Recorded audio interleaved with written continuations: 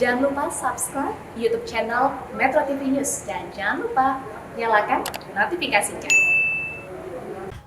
Ditreskrimum Polda Sumut sudah melayangkan surat panggilan terhadap 8 tersangka kasus kerangkeng manusia milik ex-Bupati Langkat untuk memenuhi pemeriksaan di Mapolda Sumut. Pihaknya juga mengklaim belum ditemukan adanya anggota Polri yang terlibat dalam kasus ini.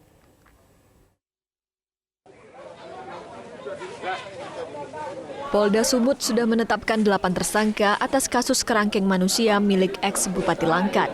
Surat panggilan terhadap tersangka sudah dilayangkan, rencananya 8 tersangka tersebut akan diperiksa hari ini.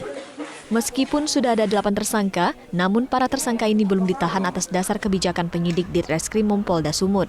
Sementara itu, dalam kasus ini Polda Sumut mengklaim belum menemukan keterlibatan anggota mereka. Tidak menahan itu apa kira-kira? Saya ulangi ya. Jadi kemarin kami melakukan gelar perkara penetapan tersangka, itulah proses dari penyidikan.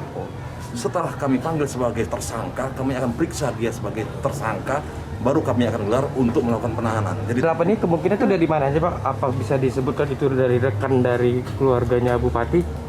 Nanti akan kami sampaikan. Komisioner Komnas HAM Hoirul Anam menanggapi penetapan 8 orang tersangka dalam kasus ini yang diduga belum menyentuh aktor sesungguhnya.